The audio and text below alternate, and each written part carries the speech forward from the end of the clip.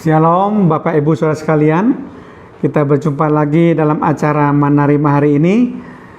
Dan saya percaya bahwa Bapak Ibu tetap bersemangat untuk belajar firman Tuhan, karena ini merupakan renungan firman Tuhan singkat dan kita perlu untuk mengisi setiap hari hidup kita dengan firman Tuhan. Mari kita membuka acara Manarima hari ini dengan doa terlebih dahulu. Kami mengucap syukur dan berterima kasih Tuhan kalau kami boleh berjumpa kembali dalam acara Manarima hari ini, di mana kami akan belajar terus Tuhan mengenai peristiwa-peristiwa akhir zaman, sehingga paling tidak kami boleh menambah wawasan pengetahuan kami mengenai hal-hal yang tertulis dalam Alkitab. Terpujilah namamu Tuhan, di dalam nama Tuhan Yesus Kristus. Haleluya, amin. Shalom Bapak Ibu Saudara sekalian. Kali ini saya akan mengambil satu topik, bagaimana akhir dari perang Harmagedon. Bagaimana akhir dari perang Harmagedon.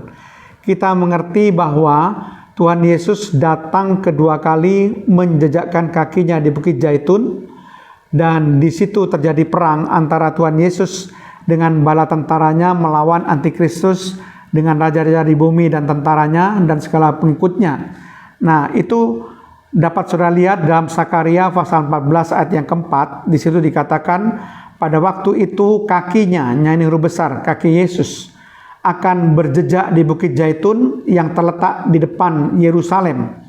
Di sebelah timur, Bukit Zaitun itu akan terbelah dua dari timur ke barat, sehingga terjadi suatu lembah yang sangat besar. Setengah dari bukit itu akan bergeser ke utara dan setengah lagi ke selatan. Itu adalah suasana di mana kedatangan Tuhan Yesus Kristus menjejakkan kakinya ke bumi. Ya, dia datang dari awan-awan, lalu orang-orang yang dibangkitkan dari kematian, orang-orang benar dalam kebangkitan pertama, dan mereka yang masih hidup yang diubahkan menyongsong kedatangan Tuhan Yesus di awan-awan, lalu mereka bersama-sama turun menyaksikan bagaimana Tuhan Yesus memerangi Antikristus dan segala raja di bumi dan tentaranya, dan semuanya akan dibunuh oleh Tuhan Yesus Kristus. Nah, tidak ada kekuatan dari bumi maupun kekuatan dari Antikristus yang bisa melawan kekuatan Tuhan Yesus. Yang jelas kemenangan pasti ada di tangan Tuhan Yesus, sekalipun segala daya, segala kekuatan daripada Antikristus dikerahkan, tetap tidak akan bisa memenangkan raja di atas segala raja, yaitu Tuhan Yesus Kristus yang datang kedua kali. Nah, paling tidak kita akan menggambarkan ada 3 hal bagaimana akhir dari perang Harmagedon itu. Wahyu 19 ayat 20 dikatakan demikian. Maka tertangkaplah binatang itu atau Antikristus, dan bersama-sama dengan dia nabi palsu yang telah mengadakan tanda-tanda di depan matanya, dan dengan demikian ia menyesatkan mereka yang telah menerima tanda dari binatang itu dan yang telah menyembah patungnya. Keduanya dilemparkan hidup-hidup ke dalam lautan api yang menyala-nyala oleh belerang. Nah, ketika perang Harmagedon itu sudah dimenangkan oleh Tuhan Yesus Kristus, maka Antikristus dan nabi palsu itu ditangkap dan langsung dicampakkan ke dalam neraka kekal oleh Tuhan Yesus Kristus. Jadi jelas dikatakan bahwa binatang itu ditangkap dan bersama dengan nabi palsu itu dilemparkan hidup-hidup ke dalam lautan api yang menyala-nyala oleh belerang. Itu keadaan yang pertama. Antikristus dan nabi palsu ditangkap dan dicampakkan ke dalam neraka kekal. Yang kedua, pengikut Antikristus dibinasakan.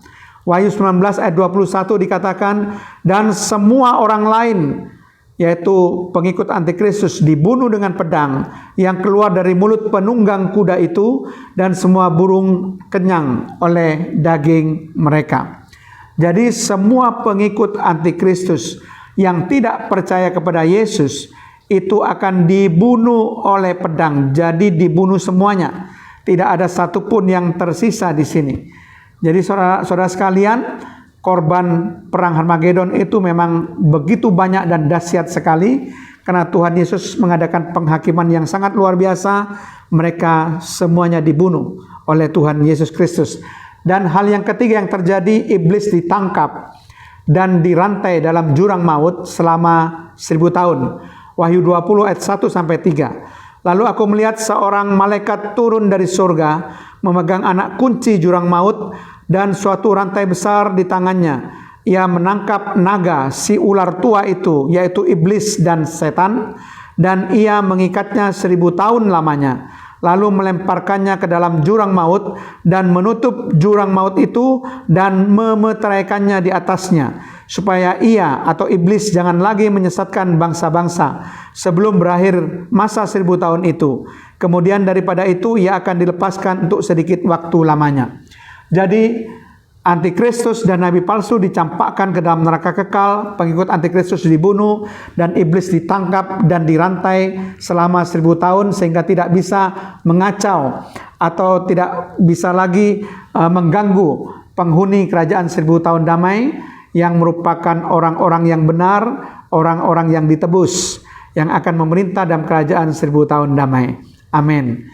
Mari kita tutup dalam doa. Terima kasih Tuhan, kalau kami sudah menyampaikan kebenaran firman-Mu, kami percaya Tuhan, firman Tuhan ini akan bermanfaat untuk kami, supaya kami boleh mengerti Tuhan, apa yang harus kami lakukan untuk menyambut kedatangan-Mu yang kedua kali. Terpujilah nama-Mu di dalam nama Tuhan Yesus Kristus. Haleluya. Amin.